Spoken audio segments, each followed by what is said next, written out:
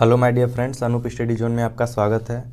आज हम आपके लिए एक और यूपी ट्रिपल एससी का पेट का प्रैक्टिस सेट लेकर आए हुए हैं। इसके पहले वाले में हम लोगों ने औसत से जितने भी प्रकार के क्वेश्चंस बन रहे थे उसको हम लोगों ने डिस्कस किया था। आज हम लोग बात करने वाले हैं भिन्न तथा दशमलव का। तो भिन्न और दशमलव में कितने टाइप्स के क्वेश्चन हैं और कैसे क्वेश्चंस यूपी ट्रिपल एससी में पूछे गए हैं, उन सारे क्वेश्चंस को हम इस प्रैक्टिस सेट में सॉल्व करेंगे। तो चलिए बिना देर के स्टार्ट करते हैं। आज का हमारा सबसे पहला प्रश्न है, एक भिन्न और उसके व्युत्क्रम का योग 40/-89 है।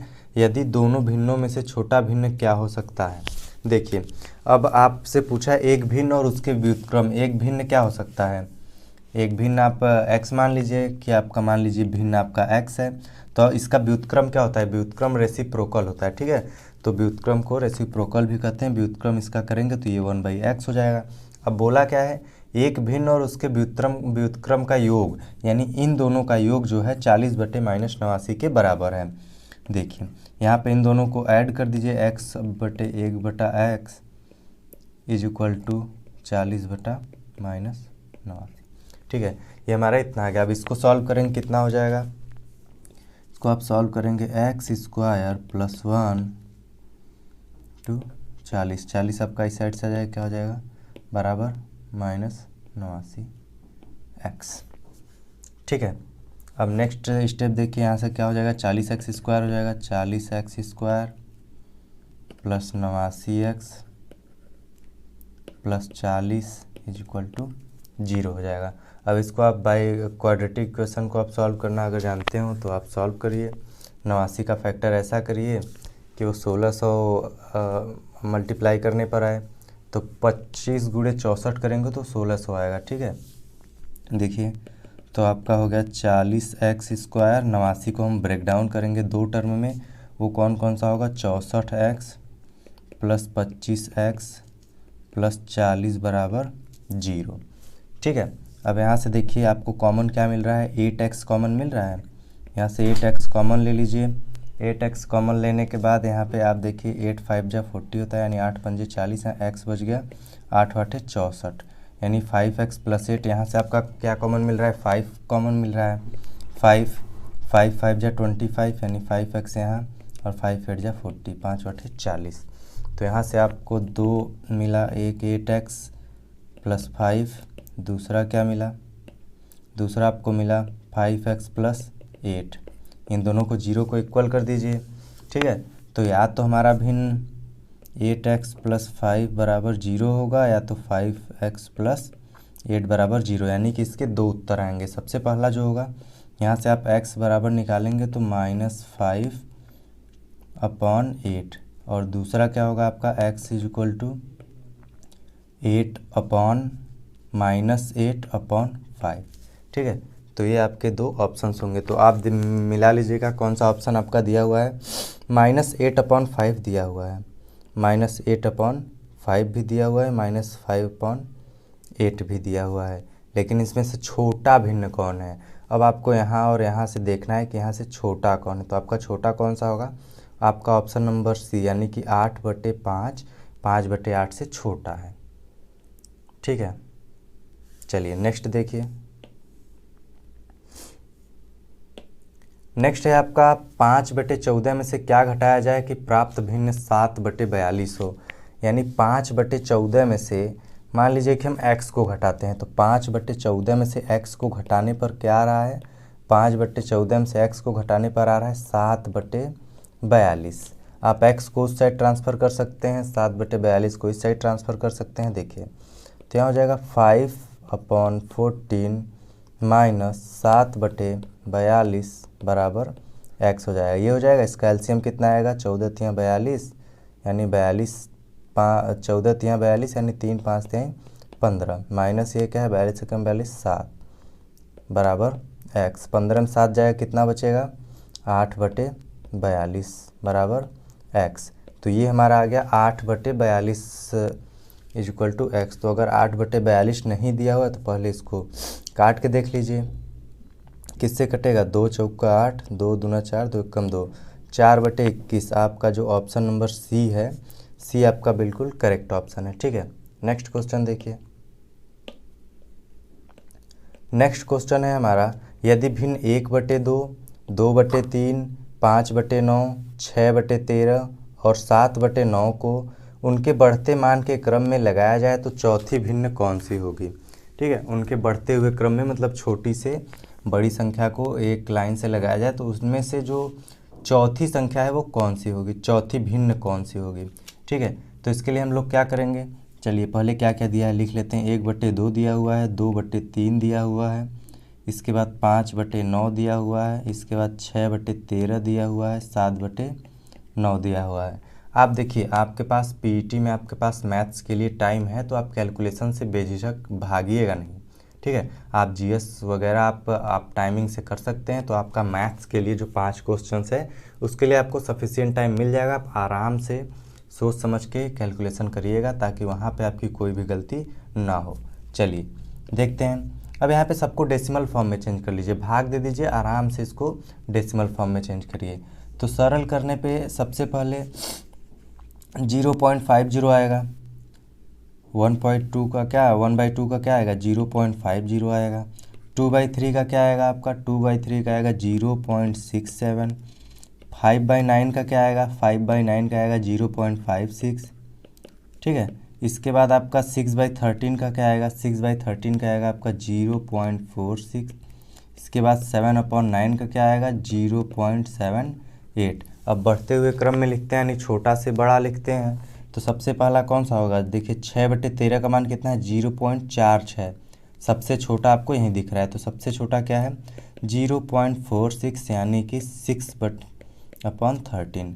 दूसरा देखते हैं, दूसरा आपको सबसे छोटा कौन सा दिख रहा है, देखिए 0.5 दिख रहा है 1/2, तो ये कितना है 0.50 यानी कि 1/2।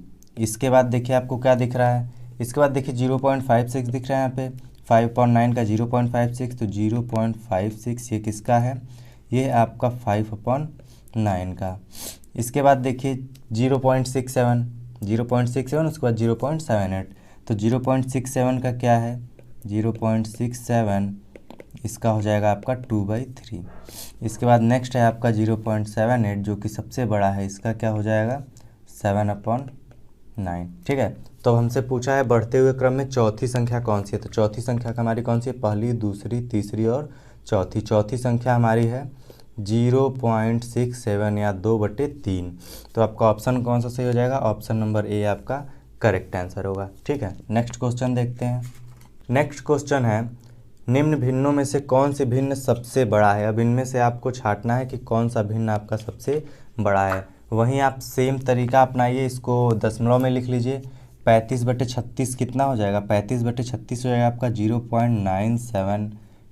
7/16 का आपका होगा 0.43, कितना होगा 0.43।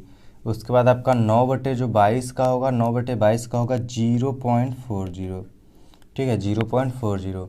और जो आपका ऑप्शन नंबर डी है 2/3 का 0.667, 0.667, क्योंकि 666 अपना अनंत तक चलता चला जाएगा तो हम लोग एक डिजिट बढ़ा करके उसको वहीं पे रोक देते हैं। अब यहाँ पे कौन सा भिन्न सबसे बड़ा है, तो जिसकी वैल्यू सबसे बड़ी होगी वहीं सबसे बड़ा होगा।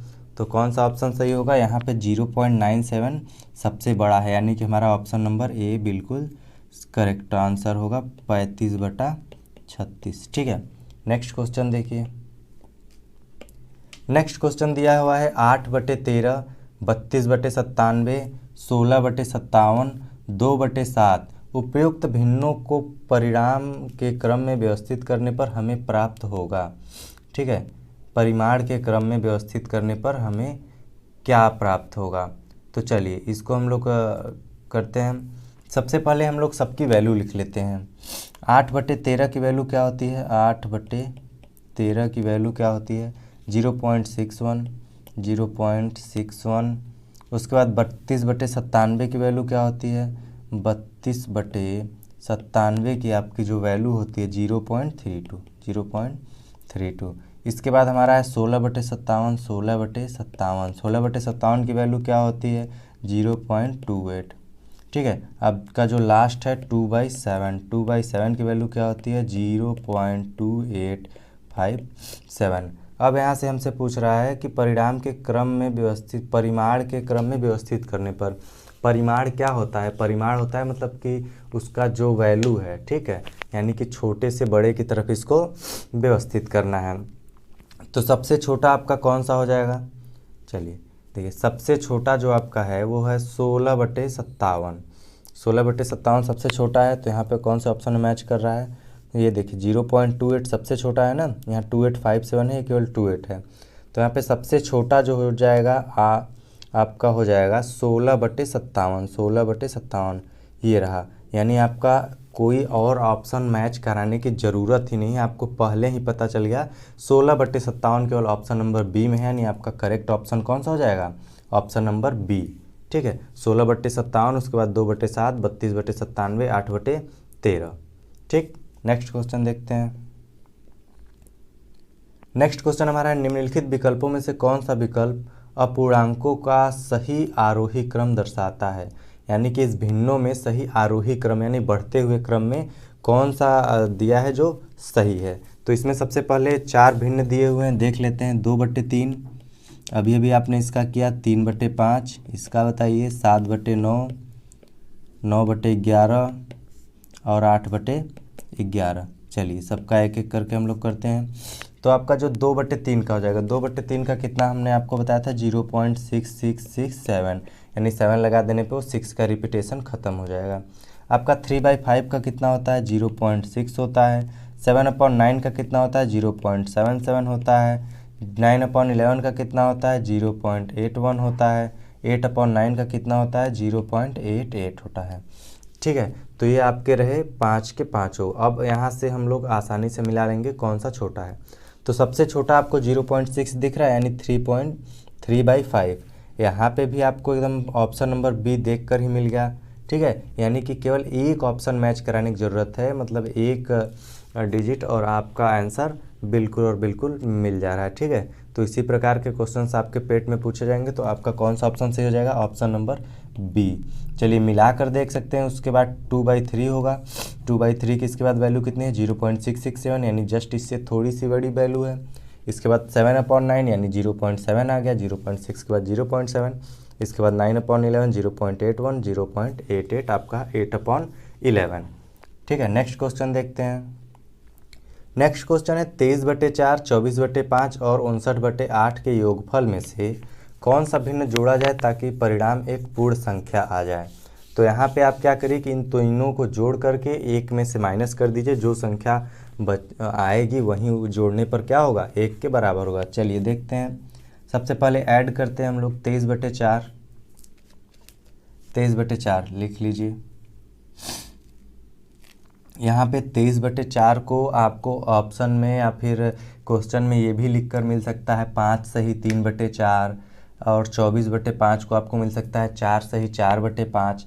तो अगर आपका भिन्न जो है सरल दिया हो या किसी भी फॉर्म में दिया हो, आप उसको सरल फॉर्म में करके ऐड कर सकते हैं, ठीक है। चलिए अब हम लोग इसको ऐड करते हैं। 23/4 प्लस 24/5 प्लस 59/8। तो इसका एलसीएम क्या हो जाएगा, इसका एलसीएम देखिए 40 हो जाएगा। बिल्कुल इसका एलसीएम कितना होगा 40। 4 दाम 40 10, ये 230 प्लस 5/8 40, 24/8 कितना होता है गुणा कर लीजिए 24/8। 8 चौका 32, 3 8 दूना 16, 16 3 19, 192।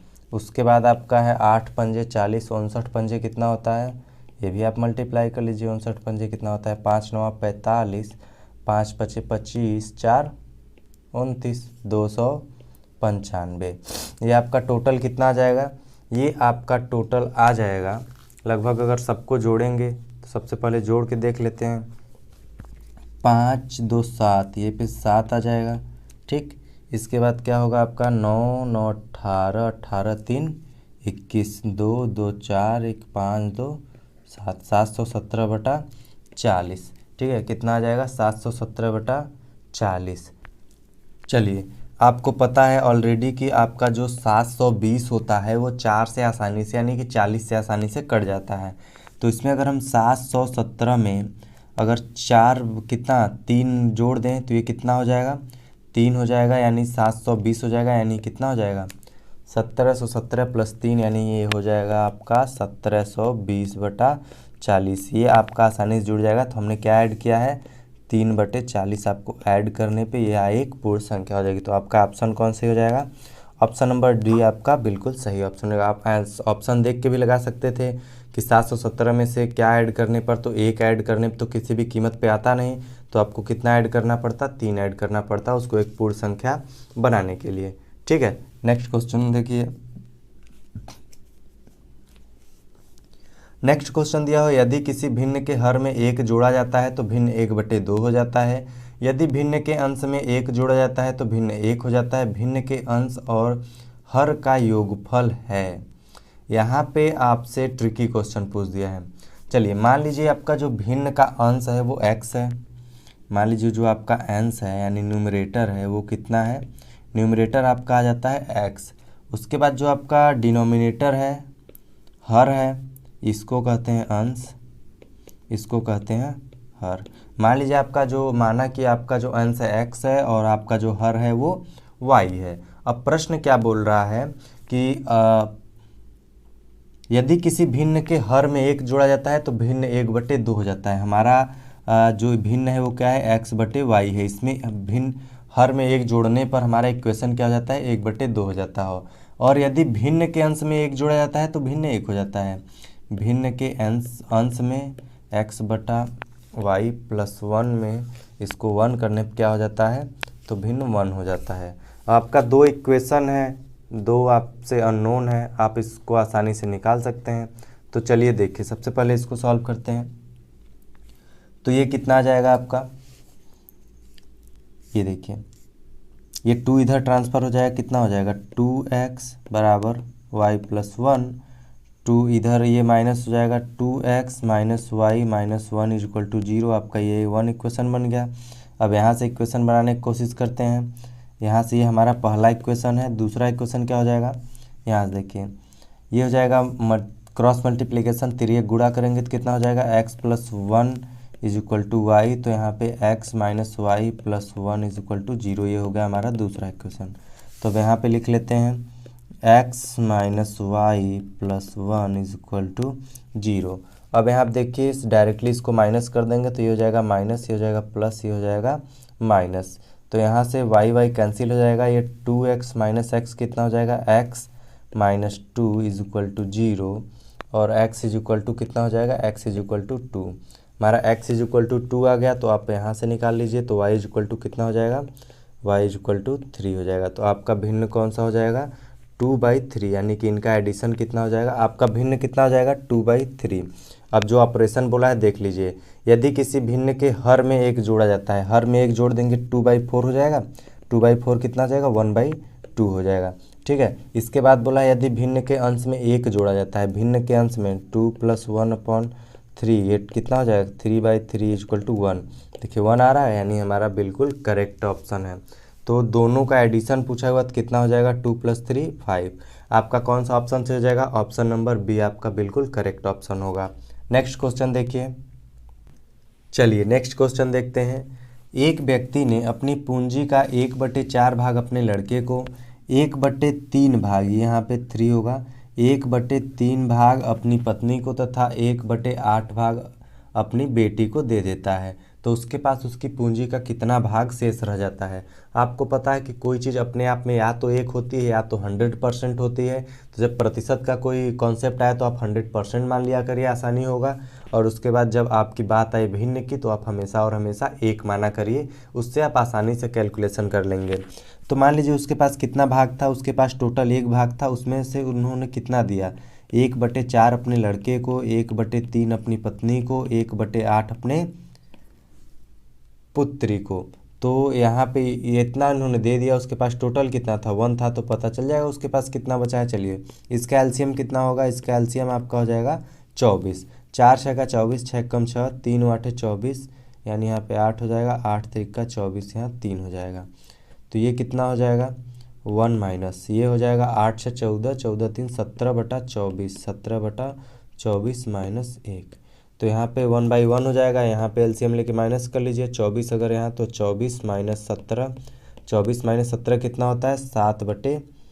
24। आपका ऑप्शन कौन सा हो जाएगा? ऑप्शन नंबर ए, यानी कि उसके पास कितना भाग शेष बचा? उसके पास शेष भाग बचा 7/24। ठीक है, नेक्स्ट क्वेश्चन देखिए। नेक्स्ट प्रश्न हमारा है, एक शिक्षिका के कक्षा में एक वास्तविक भिन्न हल किया जाता है और छात्रों के लिए एक नियत कार्य के रूप में उन्होंने उसी वास्तविक भिन्न के अंश और भाजक में उतनी ही धनात्मक संख्या के बराबर वृद्धि की, तब नया भिन्न क्या होगा? चलिए मान लीजिए कि हमारा जो वास्तविक भिन्न है कितना है? 1/5। वास्तविक भिन्न कितना है? 1/5 है वास्तविक भिन्न। वास्तविक भिन्न बराबर 1/5 यानी कि 0.2 हो जाता है। अब अंश और एवं भाजक में इतनी ही संख्या जोड़ने पर प्राप्त भिन्न क्या होगा? 1/2 में, चलिए 1/2/5/2 बराबर कितना हो जाएगा? 12/52। दोनों ऊपर नीचे 10 से मल्टीप्लाई कर दीजिए, कितना आ जाएगा? 3/13 यानी कि 0.23। लेकिन इससे हम क्या कह सकते हैं? कह सकते हैं कि प्राप्त भिन्न जो होगा हमेशा और हमेशा वास्तविक भिन्न से बड़ा ही होगा, कभी भी छोटा नहीं होगा या बराबर नहीं होगा। तो हमारा ऑप्शन कौन सा सही हो जाएगा? हमारा ऑप्शन नंबर ए, यानी कि हमेशा मूल भिन्न से अधिक होगा। ठीक है, चलिए तो आज के लिए बस इतना ही। हमारे जो भी ये क्वेश्चंस थे, जितने भी टाइप्स के क्वेश्चन यूपी SSSC पीईटी में पूछे जाने वाले थे, उन सभी को हमने डिस्कस कर लिया है। केवल आपके कुछ प्रैक्टिस करने के लिए जो क्वेश्चंस बचे हैं वो आप प्रैक्टिस सेट उठाइए या प्रैक्टिस सेट सॉल्व करिए। वहाँ से आपको इस प्रकार के क्वेश्चंस मिलेंगे और प्रैक्टिस कर सकते हैं। यदि आप प्रैक्टिस सेट बुक से नहीं करना चाहते तो हमारे चैनल पे आप प्रैक्टिस सेट लाइव कराया जाता है, आप वहाँ से जुड़ करके सारे प्रैक्टिस सेट को सॉल्व कर सकते हैं। तो आज के लिए बस इतना ही। अगर आपको वीडियो अच्छा लगा हो तो लाइक करें, कमेंट करें, शेयर करें। यदि आप हमारे चैनल पर नए हैं तो वीडियो को सब्सक्राइब करना ना भूलें, ताकि जब भी हमारी अगली वीडियो है आप तक नोटिफिकेशन सबसे पहले पहुंचे। तो आज के लिए बस इतना ही, धन्यवाद।